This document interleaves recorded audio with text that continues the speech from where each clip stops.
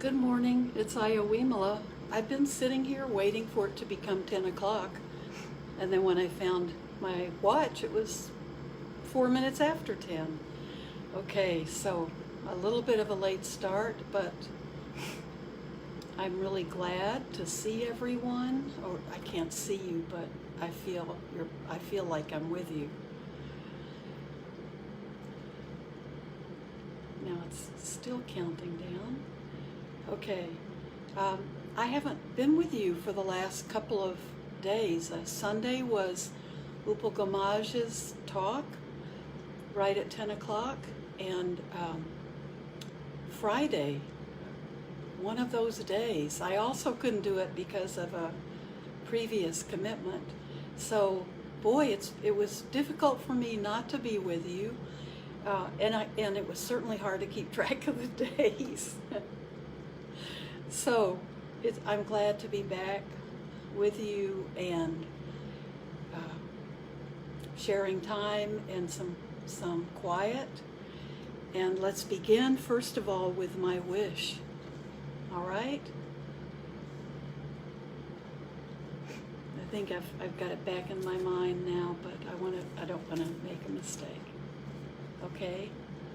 May I become at all times, now and forever, a protector for those without protection, a guide for those who have lost their way, a ship for those with an ocean to cross, a sanctuary for those in danger, a lamp for those without light, a place of refuge for those who lack shelter, and a servant to all in need.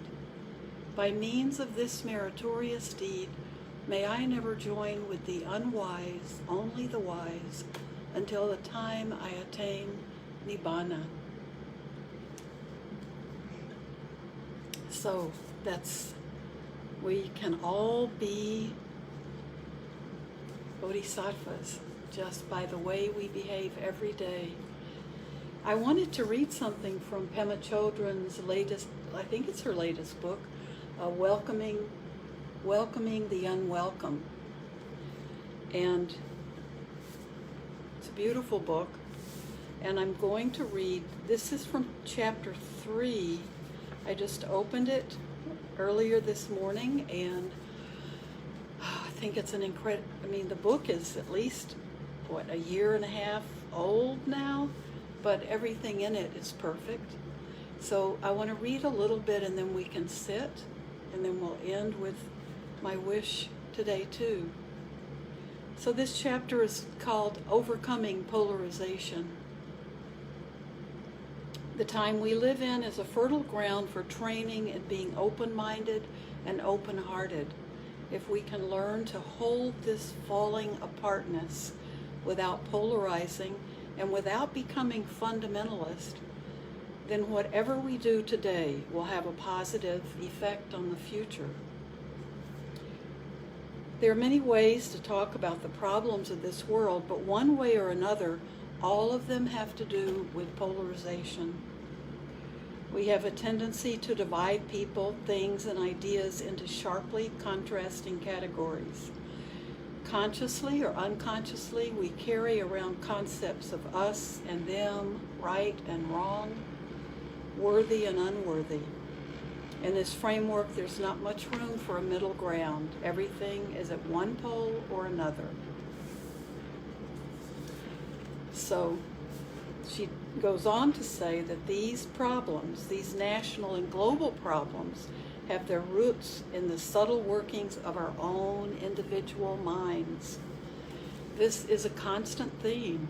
This was the theme of Upal's. It's been the theme in a lot of the sutta studies I'm included in, this theme that this is all in our own minds, and what we have to do is know this mind and understand, and that's where we have to, all of our work has to go back to knowing mind, knowing our mind, knowing who we are.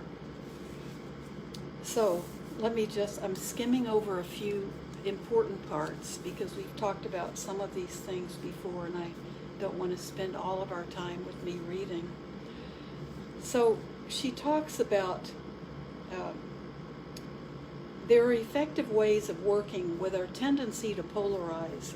We can begin by self-reflecting and noticing the for or against quality of our thoughts, words, and actions. We can also notice and take joy in those moments when we're not polarizing. Throughout the day, we can ask ourselves, am I perpetuating my sense of being in opposition, or am I going against that tendency? By lessening the gap between myself and the world, am I increasing my sense of separateness from others?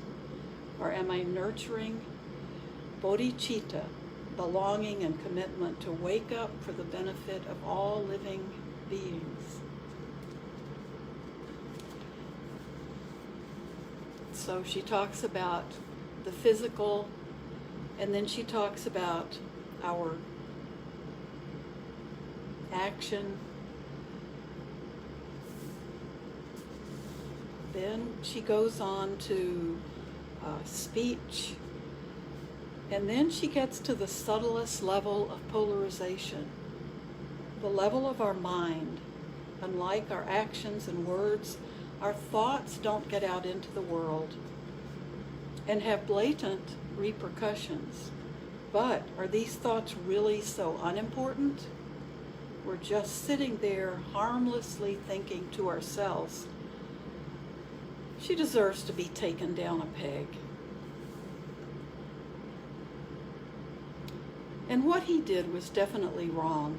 I know, because I took a poll and everyone agrees with me. We may be sitting in a stream of critical, judgmental thoughts all day long and realize how much polarization we're creating in our own mind. The grooves in our brain deepen with each repetitive thought and forming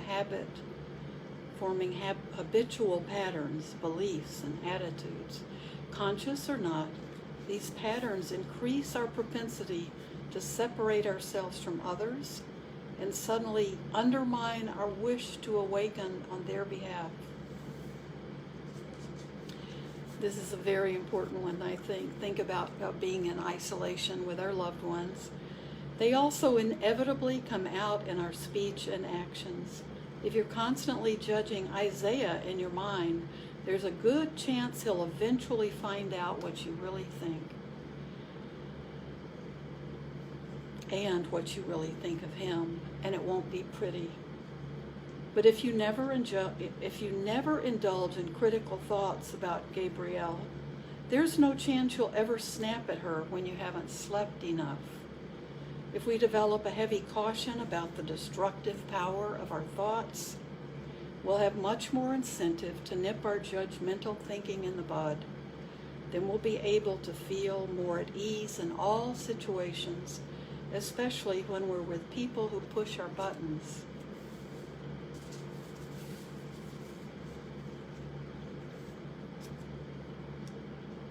She has a practice that she likes, and she says it's called Just Like Me.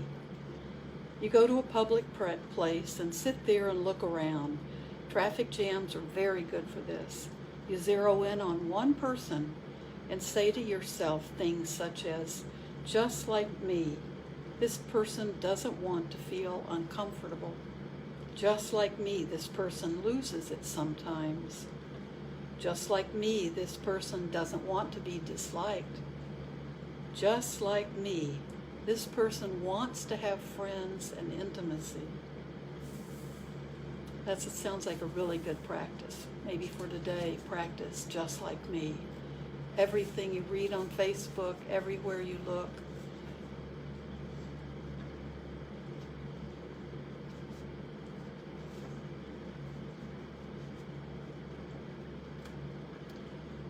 She talks about having compassion. Having compassion for those who have harmed us, and especially those who have taken away our loved ones, doesn't come easily. We shouldn't feel like there's something wrong with us if we don't at present feel this degree of understanding and caring. In fact, it's quite exceptional to feel this way. As a precursor to this level of empathy, Sorrow, simply sorrow, is often more accessible. For instance, in this case of the violence committed by extreme militants, she's talking about the beheading of James Foley not too many years ago. We can tap into a deep sorrow for the situation as a whole.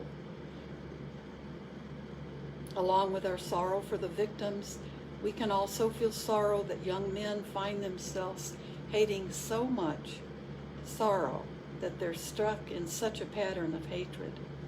Such things have such complex and far-reaching causes.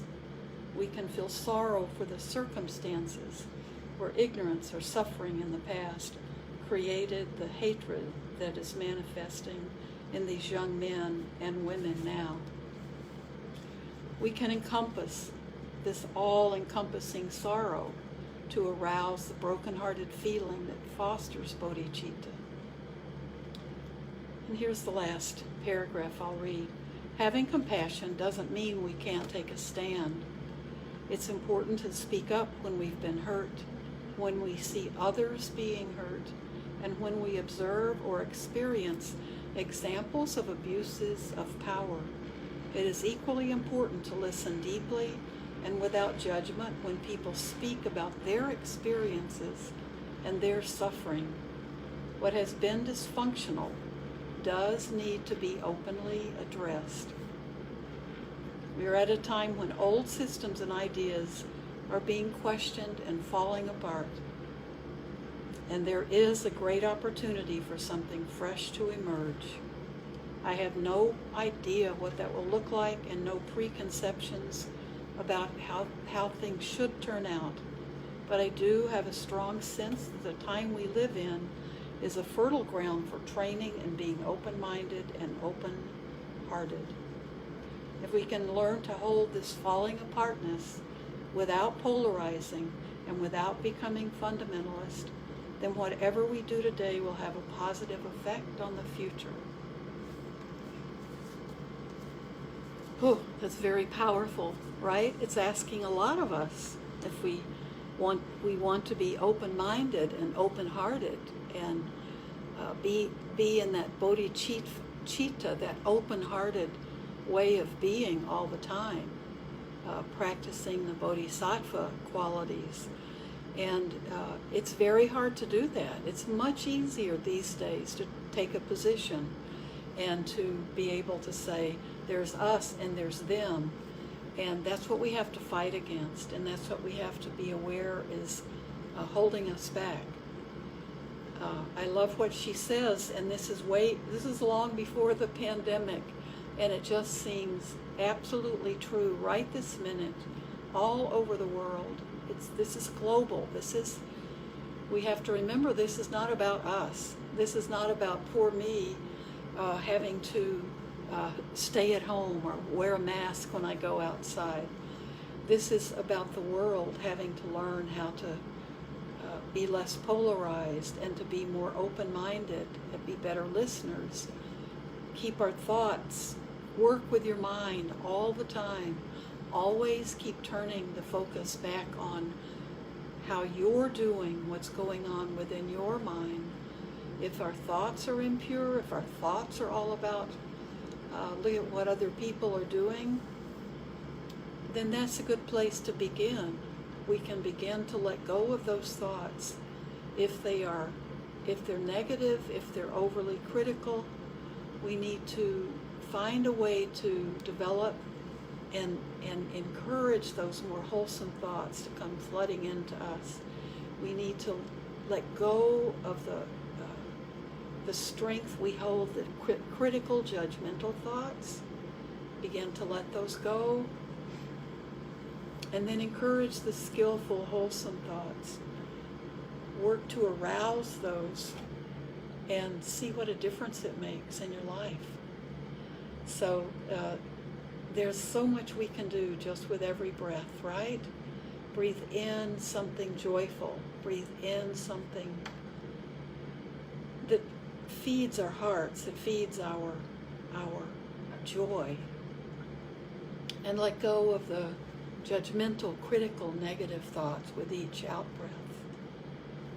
We have 10 minutes, so let's sit together, just being with our breath and thinking on, well, let's try not to think. Let's try to let the thoughts go, but let your body try to experience with each breath, bringing in joy, bringing in contentment, bringing in blessings to yourself, that you are healthy, if you're sick, that you become well, and that we experience joy in the smallest things.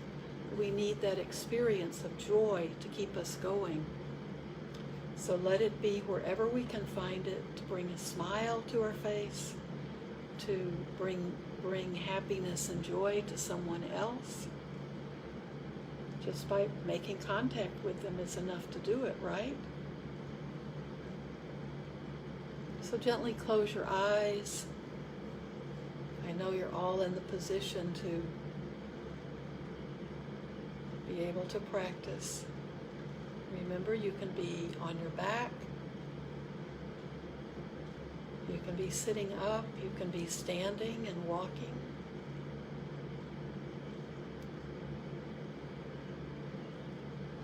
Feel your spine lifting, letting you sit, or even if you're lying down, let your spine feel lifted.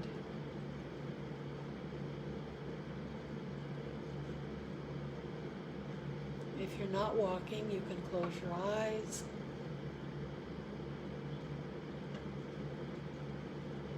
But be aware of everything your other sense doors are taking in. Taking in sound, taking in contact, if you can feel the hot summer air, or if you're feeling cooler air or night air. Be aware of touch, contact. Be aware of any fragrance or smell you're picking up. Any taste in your mouth. Or whether your mouth is dry or wet.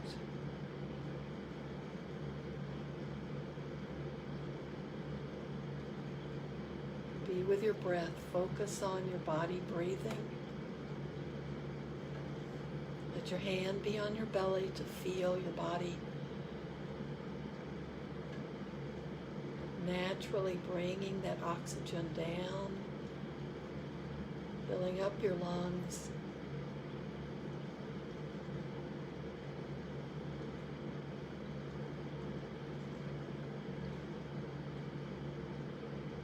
Feel your breath through that hand on your belly, or feel it just around your nostrils. Pick one spot or the other.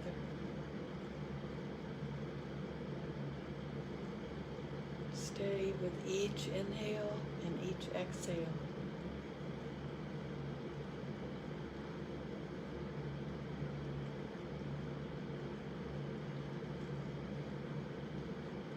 How does it feel to inhale and then to exhale?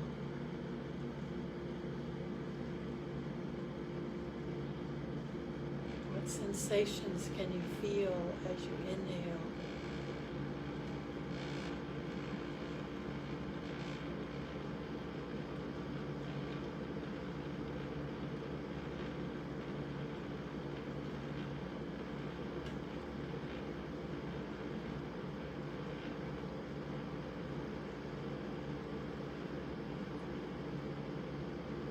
Breathing in, feel joy coming in,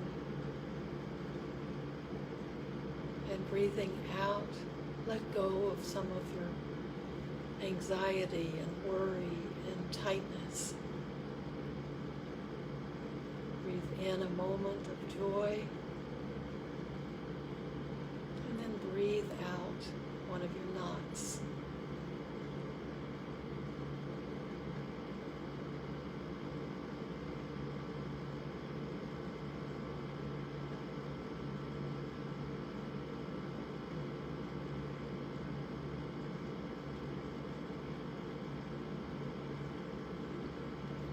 As you breathe in, really experience that each breath is our life. Each in-breath and each out-breath.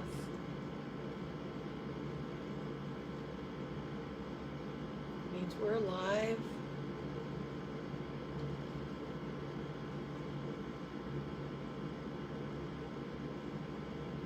Means we have the ability to calm ourselves.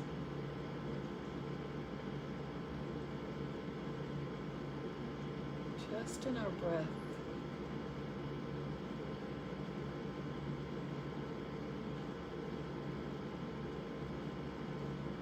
If we feel our breath in our belly, we're already calming down. Letting worry, anxiety, and fear gradually go away.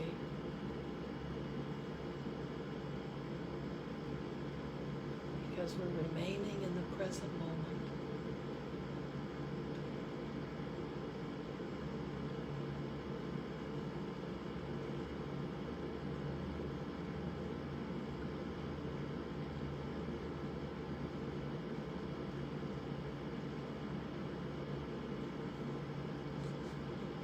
May I become at all times, both now and forever, a protector for those without protection,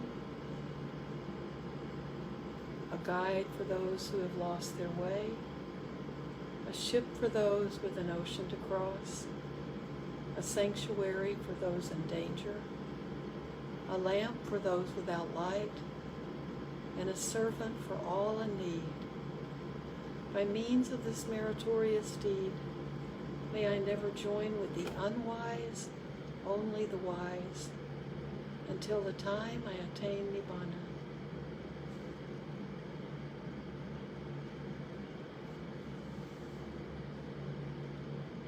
Now keep sitting if you can. I'll be leaving in I'll be stopping the Facebook Live in a few minutes. But if you can still sit, your body's already relaxing and you found your breath. Never underestimate just the power of relaxing your body, not in a way of distraction, not relaxing it with some material thing that's nearby, but relaxing it by letting your mind be at peace, being open to what's going on in your mind. And if you see that it's causing you pain, if it's critical, if your mind is becoming tight and you want to lash out or you want to find fault, be aware of that. That's not letting you be relaxed at all. This is a really important time for us not to relax into our habitual thought patterns, because the way Pema Chodron talked about it, those grooves just get deeper and deeper, and they become stronger the deeper they become. Those become our habitual thought patterns. We can look at our mind when we're sitting quietly. We can see what those are, and we can also see our wholesome, beautiful thought patterns, the ones that are skillful and help us overcome the negativity, help us overcome fear and worry. And those we can learn to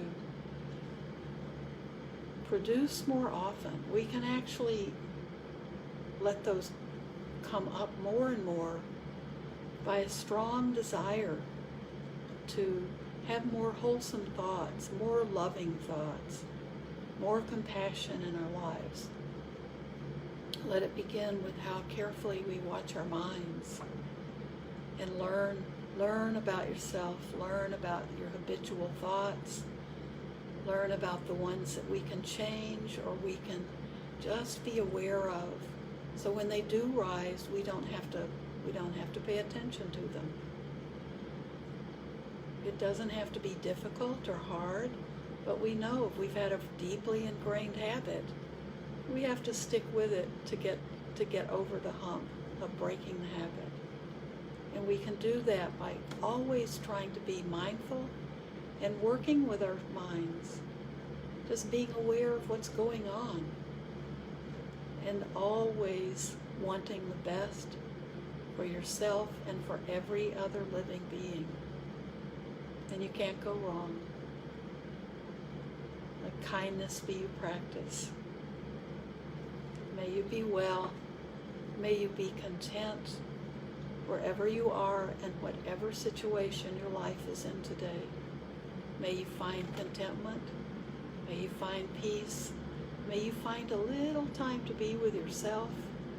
And if you have a lot of time to be with yourself, may you nurture that. May you cherish that time. Thank you so much. Bye-bye.